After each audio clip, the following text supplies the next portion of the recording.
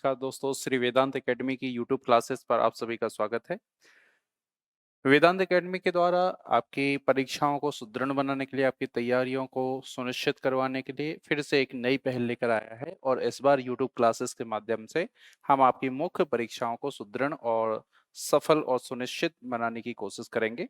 और इस श्रृंखला के अंतर्गत हम मेंस की आंसर राइटिंग की प्रैक्टिस करेंगे। आंसर राइटिंग का सही तरीका क्या होना चाहिए, आंसर राइटिंग किस तरीके से लिखी जानी चाहिए ताकि आपको अच्छे से अच्छे अंक मिल सकें। इस बात की तो कोई गारंटी नहीं दे सकता है कि आपको पूरे के पूरे अंक मिलेंगे, या फिर इस बात की कोई भी गारंटी नहीं दे सकता है कि जो हम यहाँ पर क्वेश्चन बता रहे हैं वही क्वेश्चन आ सकते हैं। ये केवल संभावित है, हो सकता है कि एग्जैक्टली आ जाए, और अगर एग्जैक्टली आपसे पूछ लिया गया तो फिर आपके लिए वो एक बेनिफिट हो जाएगा, प्लस पॉइंट हो जाएगा, क्योंकि उसमें आपका समय भी बचेगा और उसमें आपको किसी अतिरिक्त मेहनत की आवश्यकता नहीं पड़ेगी, ना ही आपको फ्रेम करने का टाइम वेस्ट होगा। इसलिए ये बेहद जरूरी होता है मुख्य परीक्षा के पॉइंट ऑफ व्यू से कि आपकी आंसर राइटिंग बहुत अच्छी होनी चाहिए। आंसर राइटिंग में मेरे लिहाज से अगर आप पूछोगे तो आपके स्कोरिंग करने का जो सबसे अच्छा मार्किंग एरिया है, वो सबसे अच्छा मार्किंग एरिया आपका माना जाता है 3 मार्कर्स को। तो जहां पर आप सबसे ज्यादा स्कोर कर सकते हो, वो मेरे पॉइंट ऑफ व्यू से अगर आप देखेंगे तो 3 नंबर के जो क्वेश्चन है या 3 मार्कर जो क्वेश्चन है, वो आपके सबसे ज्यादा स्कोरिंग वाले एरिया माने जा सकते हैं। इसके 2-3 कारण हैं। पहला कारण, 3 मार्कर एरियाज में आपकी समय की बचत होती है। अगर आपने इनकी अच्छे से प्रैक्टिस कर ली तो इनको आप कम समय में लिख पाते हैं, और जब आप कम समय में लिख पा रहे हो तो खेल पूरा मुख्य परीक्षा का यही है कि आप समय बचाइए और पूरा पूरा पेपर कंप्लीट कीजिए। मुख्य परीक्षा के पॉइंट ऑफ व्यू से सबसे महत्वपूर्ण और सबसे पहली अनिवार्यता इस बात की होनी चाहिए कि क्या आप पूरा प्रश्न पत्र सॉल्व कर पा रहे हो या फिर नहीं कर पा रहे हो। अगर आप दिए गए समय में पूरा प्रश्न पत्र सॉल्व कर पा रहे हो तो ये आपकी एक अच्छी राइटिंग स्पीड मानी जाती है, और वो आपको दिखाता है कि आपका मैनेजमेंट, टाइम मैनेजमेंट कितना अच्छा है। तो पहली बात तो ये है कि 3 मार्कर क्वेश्चन जो है वो आपका समय बचाते हैं। दूसरी बात ये है कि इन क्वेश्चनों में पूरे पूरे नंबर मिलने की संभावना सबसे ज्यादा होती है।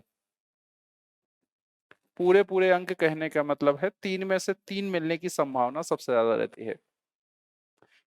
उसके बाद फिर 5 नंबर आते हैं, और सबसे कम पूरे के पूरे नंबर मिलने की संभावना जो रहती है वो 11 नंबर के क्वेश्चनों में रहती है। तो सबसे कम जो पूरे के पूरे नंबर मिलेंगे वो 11 में। मुझे नहीं लगता कि किसी भी ऐसे अभ्यर्थी को 11 में से 11 ही मिल गए हों, संभवतः नहीं होगा ऐसा कोई।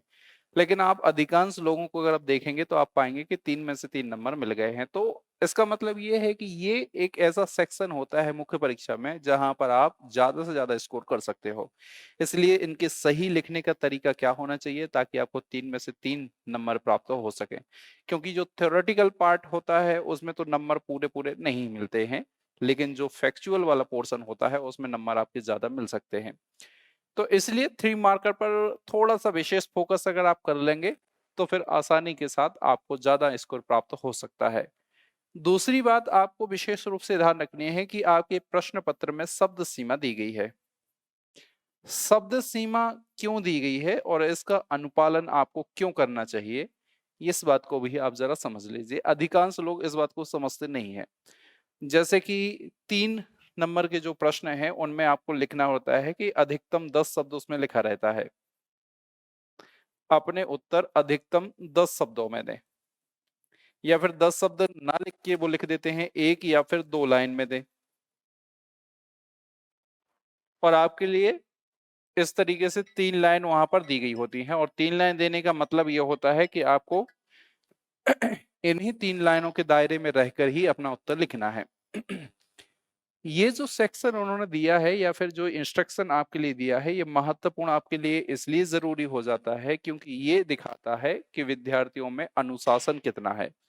अगर आप इस शब्द सीमा के अंतर्गत ही लिख रहे हैं तो ये परीक्षा में आपके अनुशासन को प्रदर्शित करता है। ये दिखाता है कि आप कितने व्यवस्थित अभ्यर्थी हैं। आपको जो इंस्ट्रक्शन दिए गए हैं, जो रूल्स दिए गए हैं, आप उन रूल्स को कितने अच्छे तरीके से फॉलो कर सकते हैं। और मुख्य परीक्षा में जो एग्जामिनर चेक करने वाले होते हैं वो आमतौर पर आपके इस अनुशासन को विशेष रूप से देखते हैं, ताकि उस अनुशासन के माध्यम से वो ये जान पाए कि आप कितने व्यवस्थित और सुलझे हुए विद्यार्थी हैं? क्या आप जो नियम दिए गए हैं उन नियमों का पालन करते हैं? क्या आपने अपने आप को इस तरीके से ढाला है कि इस अनुशासन के अंतर्गत रहकर ही आप अपने उत्तर को लिख सकें? क्या आप इस तरीके के विद्यार्थी हैं? तो इसलिए मेरा ऐसा मानना है कि आप इस अनुशासन को फॉलो करिए। कभी-कभी ऐसा होता है कि 3 नंबर के प्रश्नों में कुछ ऐसे प्रश्न आपसे पूछ लेते हैं जिनका उत्तर 10 शब्दों में देना संभव नहीं हो पाता है। इसलिए उन प्रश्नों की थोड़ी-सी आप अलग तरीके से तैयारी कर सकते हैं। उन प्रश्नों में आप इस अनुशासन को एक हद तक, ऐसा नहीं कि वो हदें पार कर दो आप, एक हद तक इस अनुशासन के बाहर निकल सकते हैं। ऐसा कहा जाता है और ऐसा माना भी जाता है कि जितने शब्द दिए रहते हैं उसका प्लस माइनस 10% होता है। प्लस माइनस 10% कहने का मतलब है कि आप अधिकतम 10% लिख सकते हो और कम से कम 10% लिख सकते हो। आपका उत्तर ना तो बहुत कम होना चाहिए, ना ही आपका उत्तर बहुत ज्यादा होना चाहिए, जो शब्द सीमा दी गई है वो। आपका उत्तर इतना भी कम नहीं होना चाहिए कि एग्जामिनर या चेक करने वाला ये समझ ले कि आपसे आता ही नहीं है, और आपका उत्तर इतना ज्यादा भी नहीं होना चाहिए कि चेक करने वाला ये समझ ले कि आता तो बहुत है लेकिन इसे समेटते नहीं आता। इसलिए अगर आपके लिए ज्यादा लिखना हो, जैसे 10 शब्द दिए गए हैं, तो 10 शब्द कहने का मतलब होता है कि 10 शब्द में प्लस माइनस 10% कर दीजिए, और प्लस माइनस 10% कहने का मतलब ये होता है कि अगर आप लिखेंगे तो 9 से लेकर 11 या फिर 12 शब्द लिख सकते हैं, या यहाँ पर 8 लिख दीजिए। कम से कम 8 से 9 शब्द और ज्यादा से ज्यादा 11 से 12 शब्द के अंतर्गत आपका उत्तर होना चाहिए। एक आइडियल जो लिमिट होती है वो ये हो सकती है। तो मैक्सिमम मिनिमम की जो लिमिट होगी वो 8 से आप 12 डिसाइड कर लीजिए कितने के अंतर्गत हमें लिखना है। लेकिन कभी कभी ऐसा होता है कि कुछ प्रश्नों की प्रकृति ऐसी रहती है जिसमें शब्द सीमा 12 से लेकर 20 तक चली जाती है। उनमें एग्जामिनर इतना माइंड नहीं करते क्योंकि एग्जामिनर को खुद पता रहता है कि ऐसे प्रश्नों में शब्द सीमा बाहर जा सकती है, इसलिए वो आपके अंक नहीं काटते, आपको दंडित नहीं करते। तो 3 नंबर के प्रश्न या 5 नंबर के प्रश्न या फिर 11 नंबर के प्रश्न जब भी आप लिखें तो आप बेसिक्स ही इन बातों पर थोड़ा सा फोकस करिए। 3 नंबर के प्रश्नों पर आपको थोड़ा सा विशेष रूप से ध्यान देना है क्योंकि वो आपका ज्यादा से ज्यादा स्कोरिंग एरियाज हो सकता है। इसलिए कोशिश करिएगा कि वो प्रश्न आपसे ना छूटे। 15 क्वेश्चन आएंगे तो 15 में से एक भी क्वेश्चन आपके ना छूटे, ये कोशिश कर लेंगे आप, तो आपका उत्तर बेहतर से बेहतर हो सकता है। हम क्लास में डिस्कस करेंगे आपका अभी एमपी ज्योग्राफी के अंतर्गत जितने भी क्वेश्चन आए हैं उन क्वेश्चनों को सबसे पहले डिस्कस करेंगे। मध्य प्रदेश के भूगोल के अंतर्गत सबसे पहले हम प्रश्नों को डिस्कस करेंगे, और मध्य प्रदेश भूगोल के अंतर्गत डिस्कस करने के बाद फिर बाद में मध्य प्रदेश के इतिहास और कला संस्कृति इत्यादि से संबंधित प्रश्नों को भी डिस्कस करेंगे। सबसे पहले हम इन प्रश्नों में उन प्रश्नों को उठाएंगे जो प्रीवियस ईयर में पूछे गए हैं, क्योंकि इनका रिपीटेशन बहुत ज्यादा होता है। तो प्रीवियस ईयर में जो क्वेश्चन पूछे गए हैं उन क्वेश्चनों को हम सबसे पहले सॉल्व करेंगे ताकि आपकी उन प्रश्नों की तैयारी अच्छे से हो सके। विद्यार्थियों से कहा जाता है कि आप प्रीवियस ईयर के प्रश्न पत्रों को देखिए, लेकिन विद्यार्थी उन प्रश्न पत्रों को ज्यादातर देखते नहीं है। इसलिए हमारी कोशिश ये है कि सबसे पहले आपको उन प्रश्नों की तैयारी सुनिश्चित करवा दें जो पहले परीक्षा में पूछे गए हैं, ताकि अगर कभी पूछा जाए तो आप आसानी के साथ उन प्रश्नों को सॉल्व कर लें। इस श्रृंखला में आज की पहली क्लास में देखिए कि आज का पहला प्रश्न क्या है। थोड़ी सी लाइन परीक्षा के बोर्ड के हिसाब से बड़ी हो सकती हैं, आपको कॉपी में थोड़ी सी कम लाइन मिलेगी, या इनकी साइज छोटी होगी, या इनके बीच का गैप कम हो सकता है। आपको उस हिसाब से मैनेज करना है। पहला क्वेश्चन है, ये प्रीवियस ईयर में पूछा गया क्वेश्चन है, और उस क्वेश्चन में आप पढ़िए।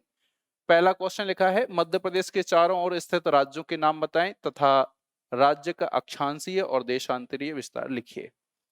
इस प्रश्न को आप ध्यान से पढ़ेंगे तो इसमें दो प्रश्न आपस में जोड़कर आपसे पूछे गए हैं। इसका मतलब है कि आपको दो चीजें बतानी है। पहली, मध्य प्रदेश की भौगोलिक अवस्थिति या मध्य प्रदेश के चारों ओर स्थित जो राज्य हैं उनके नाम बताने हैं, और दूसरी चीज इसमें बतानी है मध्य प्रदेश का अक्षांशीय और मध्य प्रदेश का देशांतरीय विस्तार। लाइन 3 है और लिखने के लिए हैं दो प्रश्न। अब इसके दो तरीके हो सकते हैं, आप दो तरीकों से इन राज्यों के बारे में बता सकते हैं या इस प्रश्न को सॉल्व कर सकते हो। अगर मुझसे पूछा जाए तो मैं इस चीज को बड़े आसानी के साथ सॉल्व कर सकता है। इन दोनों चीजों को मिलाकर मैं एक तरीके से सॉल्व कर दूंगा। प्रेजेंटेशन एक अच्छा तरीका होता है कि आप चीजों को किस तरीके से प्रेजेंट कर रहे हो। सबसे पहली बात तो होती है कि आपके पास जानकारी होनी चाहिए। जानकारी के साथ दूसरी जो सबसे महत्वपूर्ण चीज है कि उस जानकारी को आप प्रेजेंट किस तरीके से कर रहे हैं। तो जानकारी होनी चाहिए, नॉलेज होना चाहिए, दूसरी बात होती है उसको प्रेजेंट करने का तरीका आपके पास आना चाहिए। आप प्रेजेंट करने के कई तरीके हो सकते हैं, आप सीधे पैराग्राफ में भी लिख सकते हैं, आप पॉइंट वाइज भी लिख सकते हैं, या फिर एक तीसरा तरीका जो मैं मध्य प्रदेश के संदर्भ में अपनाता हूं और वो कई समय तक कारगर भी बना रहता है, या अधिकांश समय तक कारगर रहता है। अधिकांश समय कहने का मतलब है कि जब जब आप मुख्य परीक्षा में लिखने के लिए जाएंगे तो उसमें आपको नंबर मिल सकते हैं। जैसे मैं अगर लिखने के लिए बोलूंगा तो मैं क्या करूंगा कि इस प्रश्न को सॉल्व करने के लिए मध्य प्रदेश का एक छोटा सा संक्षिप्त सा डायग्राम बनाऊंगा इस तरीके से।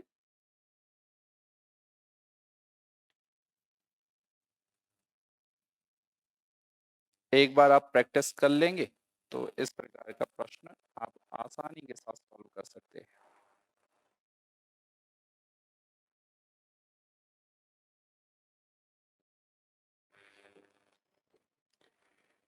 अब दो पेन यूज करने हैं आपको, ब्लैक या ब्लू आप कर सकते हो, तो आप किसी भी तरीके, या तो ब्लैक से डायग्राम बना दीजिए या ब्लू से उसकी लेबलिंग कर दीजिए। ठीक है, इस डायरेक्शन को आप इस तरीके से लिख सकते हो।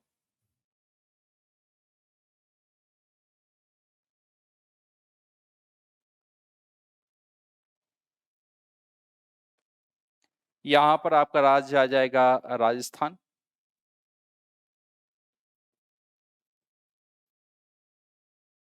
यहां पर राज्य आ जाएगा आपका उत्तर प्रदेश।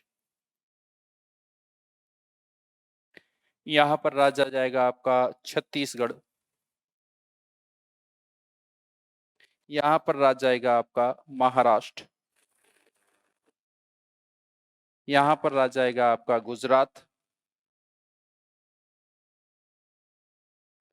ये पहले प्रश्न का आपका उत्तर हो गया कि मध्य प्रदेश के चारों ओर स्थित राज्यों के नाम बताइए।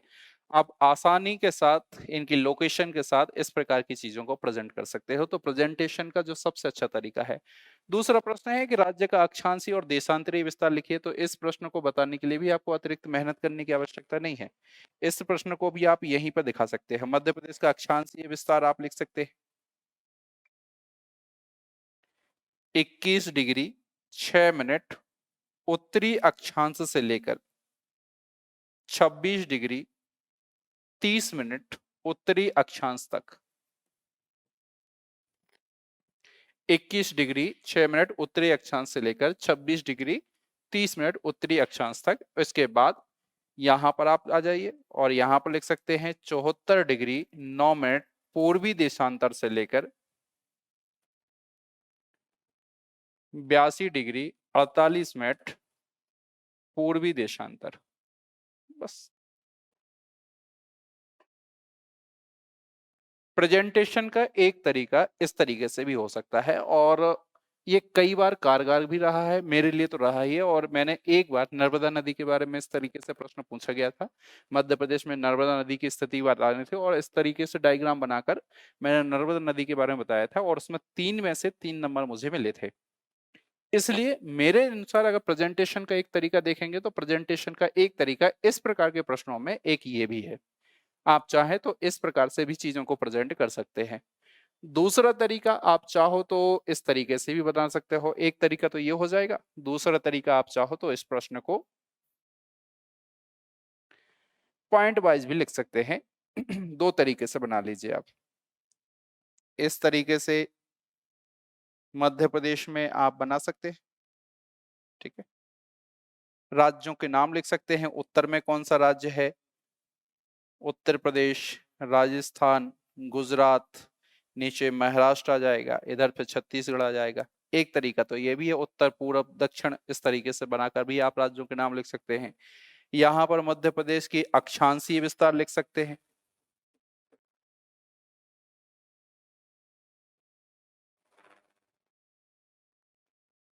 ठीक है, और देशांतरीय विस्तार भी लिख सकते हैं।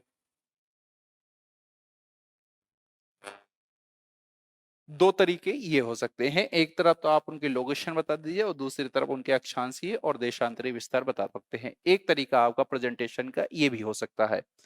दूसरा तरीका या तीसरा तरीका प्रेजेंटेशन का सीधा सीधा आप लिख सकते हैं यहाँ पर पैराग्राफ में, पहले पॉइंट बनाइए और पहले पॉइंट में आप लिख सकते हैं मध्य प्रदेश के चारों तरफ अवस्थित राज्य में उत्तर में आप लिख लीजिए कौन सा राज्य है, पश्चिम में कौन सा राज्य है, दक्षिण में कौन सा राज्य है और पूर्व में कौन सा राज्य है। एक लिखने का तरीका ये है। दूसरा पॉइंट आप बता सकते हो कि अक्षांशीय विस्तार कितना है, ये अक्षांशीय विस्तार लिखा आपने। फिर आप बता सकते हो कि मध्य प्रदेश का देशांतरीय विस्तार क्या है।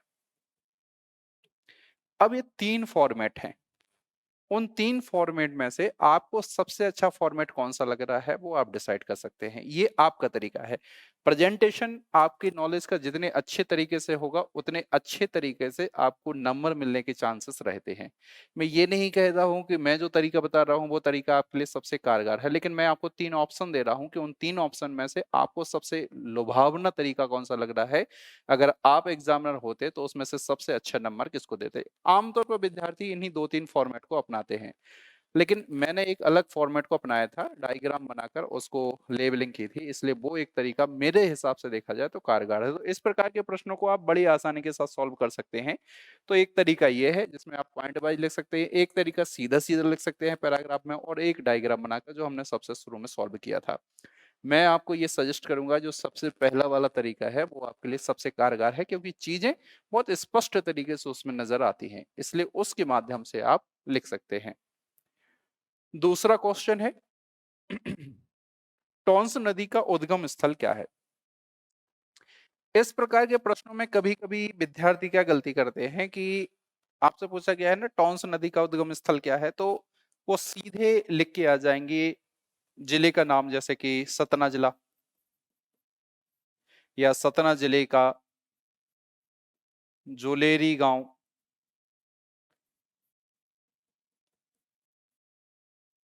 या फिर लिख के आ जाएंगे कैमूर पर्वतमाला।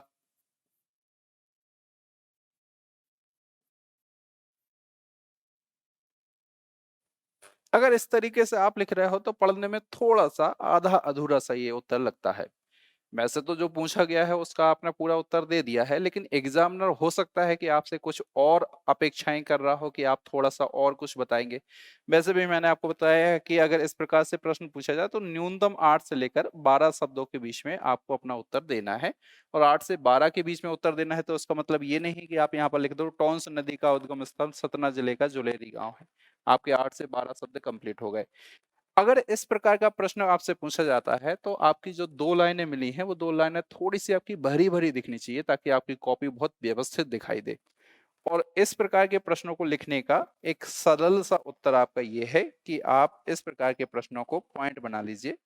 जैसे पहले पॉइंट में आप सीधे पहले प्रश्न का उत्तर दे दीजिए कि टॉन्स नदी का उद्गम स्थल सतना जिले का कैमूर पहाड़ियों में अवस्थित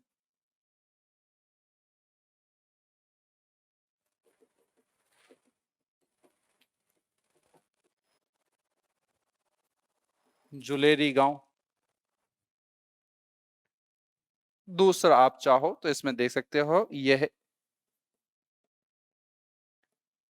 गंगा की सहायक नदी है,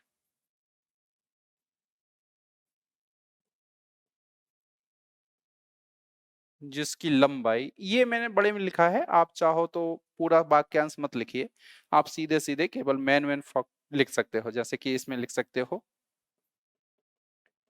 गंगा की सहायक लंबाई 265 किलोमीटर लगभग।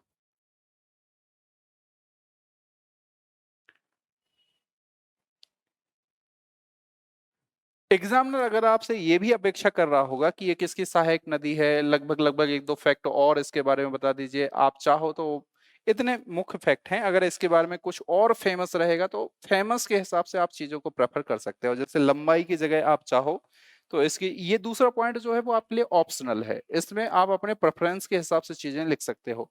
लंबाई की जगह आप टोंस नदी के ऊपर जो जलप्रपात वगैरह हैं उन जलप्रपातों के नाम लिख सकते हैं। अगर कोई जलप्रपात फेमस है तो उस जलप्रपात का नाम भी आप लंबाई की जगह शामिल कर सकते हो, अगर मध्य प्रदेश में उसका नाम फेमस है तो। या फिर टॉन्स नदी के ऊपर जो परियोजना बनी है उस परियोजना का नाम यहाँ पर आप मुख्य रूप से लिख सकते हो। तो वो आपके लिए ऑप्शनल है, अब आप डिसाइड कर लीजिए कि उसमें से आपको क्या यहाँ पर लिखनी है, क्योंकि लिखने के लिए बहुत सारी बातें हैं लेकिन उनमें से कुछ महत्वपूर्ण बातों को ही आपको यहाँ पर मुख्य रूप से लिखना है। अब वो तो एग्जामिनर के मन की बात है कि एग्जामिनर आपसे क्या डिमांड कर रहा है और वो आपसे क्या चाहता है।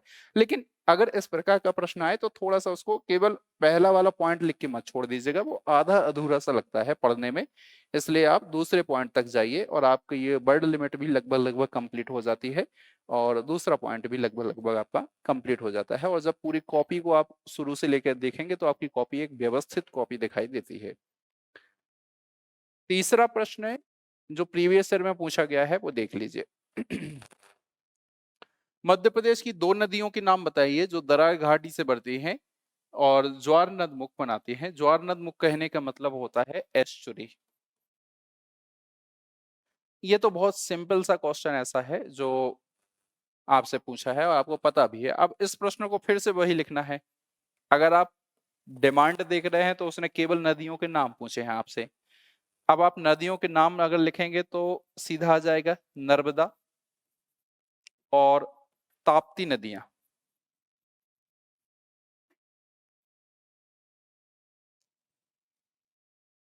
ठीक है, पहला पॉइंट आपने कंप्लीट कर लिया, नर्मदा और ताप्ती नदी। दूसरे पॉइंट में आप चाहो तो और फैक्ट दे सकते हो जो कॉमन है दोनों के बारे में। दोनों पश्चिम की ओर समापन खंबात की खाड़ी,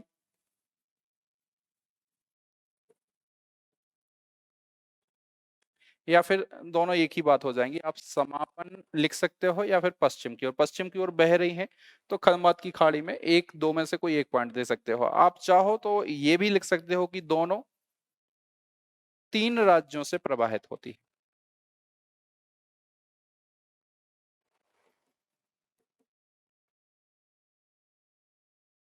तो थोड़ा सा और आपका उत्तर ज्यादा अच्छा लगेगा। पहले में तो आपने वो बता दिया जो आपसे पूछा गया है, इसलिए सबसे पहले उत्तर में आप वो देने का प्रयास करिए जो आपसे परीक्षा में पूछा गया है। जैसे अगर एग्जामिनर पड़ेगा मध्य प्रदेश की दो नदियों के नाम जो दरार घाटी से बहती हैं और ज्वार नद मुख बनाती हैं, सीधा उत्तर वो पहले पड़ेगा नर्मदा और ताप्ती। उसका उत्तर कंप्लीट हो गया। उसके बाद एडिशनल आपने क्या इन्फॉर्मेशन दी है, दोनों पश्चिम की ओर प्रवाहित होती हैं। आप चाहो तो समापन लिख सकते हो, वो ऑप्शनल है आपके लिए। दोनों पश्चिम की ओर दोनों तीन राज्यों से प्रवाहित होती हैं, ये उसके लिए ऑप्शनल जानकारी है। एग्जामिनर जब पूरे प्रश्न को पढ़ेगा तो उन प्रश्नों को पढ़कर आपको ज्यादा नंबर देने की संभावना बढ़ जाती है या फिर ज्यादा से ज्यादा नंबर आपको प्राप्त हो सकते हैं। नेक्स्ट, मध्य प्रदेश के उन जिलों के नाम बताइए जो सर्वाधिक बीहड़ प्रभावित भूमि रखते हैं। फिर से अगेन फैक्चुअल टाइप के क्वेश्चन। अगर इन प्रश्नों में आपको 3 नंबर लेने हैं तो आप पहले तो वही बताइए जो सबसे ज्यादा भूमि रखते हैं। पहला पॉइंट आपका क्या हो जाएगा, मध्य प्रदेश में श्योपुर, मुरैना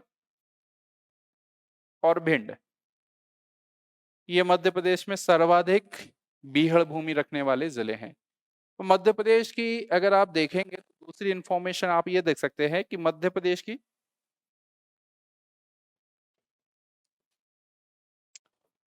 कुल 6.30 लाख हेक्टेयर भूमि बीहड़ है, जिसमें से केवल 2.5 लाख हेक्टेयर भिंड जिले में है। एडिशनल इंफॉर्मेशन, जो प्रश्न पूछा गया है वो तो आपने बता ही दिया, श्योपुर, मुरैना, भिंड, 3 जिले सर्वाधिक बीहड़ प्रभावित भूमि। एडिशनल क्या है, मध्य प्रदेश की कुल 6.3 लाख हेक्टेयर बीहड़ भूमि में से केवल 2.5 लाख हेक्टेयर भूमि भिंड में है। इसका मतलब यह है कि सर्वाधिक, अगर एक जिला भी आपसे पूछा जा रहा है तो एक जिले में उसको यह पता चल जाएगा कि इसमें से भिंड में सर्वाधिक बीहड़ भूमि है। उसके बाद श्योपुर आ जाएगा, उसके बाद मुरैना आ जाएगा। तो भिंड, श्योपुर, मुरैना, ये 3 सीक्वेंस में आप चाहो तो सीक्वेंस में लिख सकते हो। सीक्वेंस में चूंकि पूछा नहीं गया है तो आप बताने की कोई ऐसी आवश्यकता नहीं है, लेकिन अगर लिखना चाहो तो वो ज्यादा अच्छा रहेगा। तो इसकी जगह आप चाहो तो भिंड, श्योपुर और मुरैना लिख दीजिए।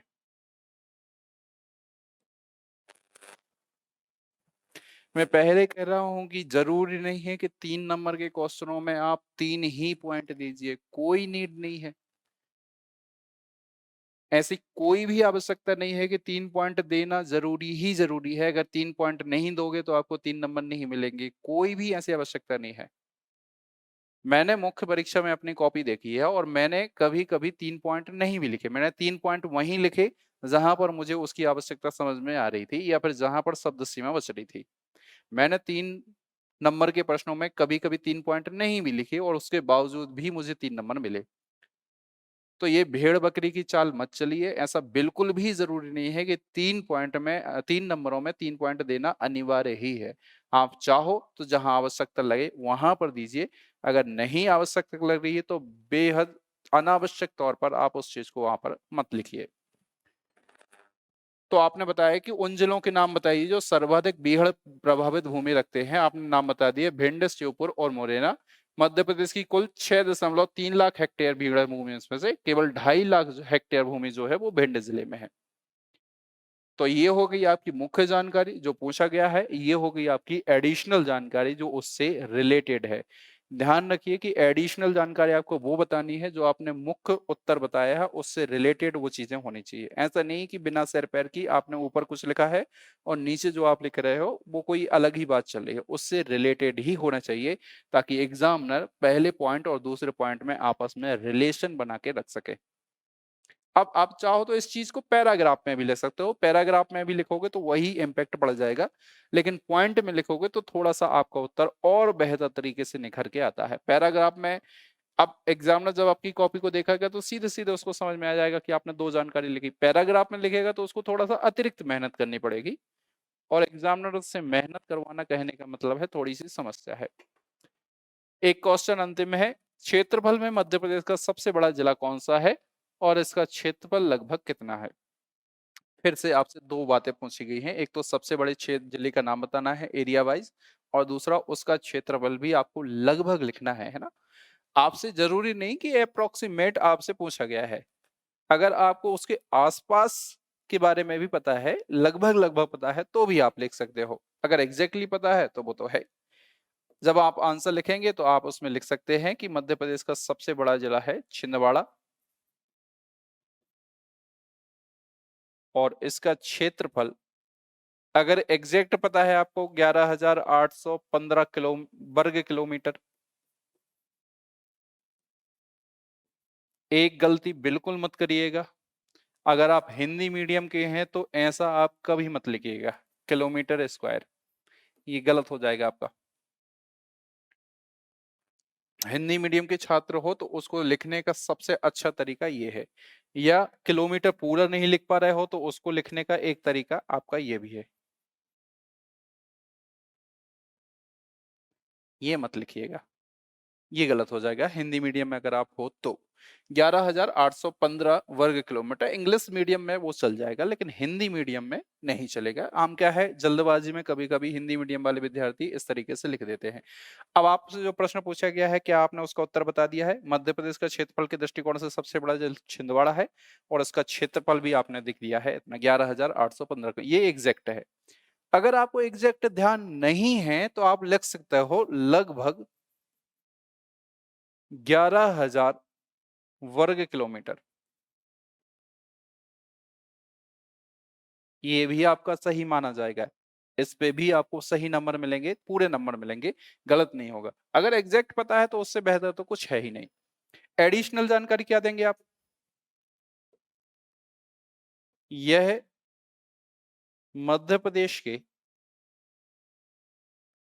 कुल क्षेत्रफल का 3.85% है। एडिशनल जानकारी मुख्य जानकारी से रिलेटेड होनी चाहिए ताकि एग्जामिनर को पढ़ के अजीब ना लगे कि आप अपने ज्ञान को बखार रहे हो। तो एडिशनल जानकारी ऐसी होनी चाहिए जो आपने पहले लिखी है उससे रिलेटेड होनी चाहिए, रिलेवेंट होनी चाहिए। एग्जामिनर को कहीं ऐसा ना लगे कि आप अपने ज्ञान पर घमंड कर रहे हो। अब इस प्रश्न को पढ़िए। क्षेत्रफल में मध्य प्रदेश का सबसे बड़ा जिला कौन सा है? इसका क्षेत्रफल लगभग कितना है? आपने उत्तर लिखा है छिंदवाड़ा। क्षेत्रफल 11,815 वर्ग किलोमीटर। यह मध्य प्रदेश के कुल क्षेत्रफल का 3.85% है। सीधा सीधा उत्तर है। आपको कुछ करने की जरूरत भी नहीं है, जो पूछा गया है आपने वही बताया है और आपने जो अतिरिक्त जानकारी दी है वो उसी से रिलेटेड है। एग्जामिनर नंबर काटने की चांसेस जो है वो बहुत कम हो जाएंगे। लेकिन अगर मूड में बैठा ही है कि नंबर आपके काटना ही है तो फिर तो आप कुछ नहीं कर सकते। लेकिन हाँ, अगर सही एग्जामिनर है तो आपने पूरी इंफॉर्मेशन दी है, सही तरीके से उसको प्रेजेंट भी किया है और इस प्रकार से प्रश्नों में आपको नंबर भी मिलने के चांसेस ज्यादा हैं। तो आप चाहो तो एडिशनल जानकारी दीजिए, लेकिन एडिशनल जानकारी आपकी मुख्य जानकारी से मिलती जुलती होनी चाहिए। तो 3 नंबर के प्रश्न लिखें तो सावधानी आपको क्या रखनी चाहिए? पहली, जो पूछा गया है उसी का उत्तर सबसे पहले लिख लिए, और दूसरी बात, जब एडिशनल जानकारी देंगे तो वो आपने जो उत्तर लिखा है पहले वो उससे रिलेटेड होना चाहिए, जैसे हमने यहाँ पर लिखा है। छिंदवाड़ा क्षेत्रफल, दोनों चीजें हमने पूरी कर दी। उसके बाद यह कुल क्षेत्रफल का लगभग 3.85% है। एडिशनल जानकारी जो उससे रिलेटेड है। ये 5 नंबर, सॉरी 3 नंबर के 5 क्वेश्चन है जो हमने यहाँ पर डिस्क्राइब किया है। आगे की क्लासेस में हम 5 नंबर और 11 नंबर के प्रश्नों को लिखने का तरीका सीखेंगे। मिलते हैं अगली क्लास में। धन्यवाद।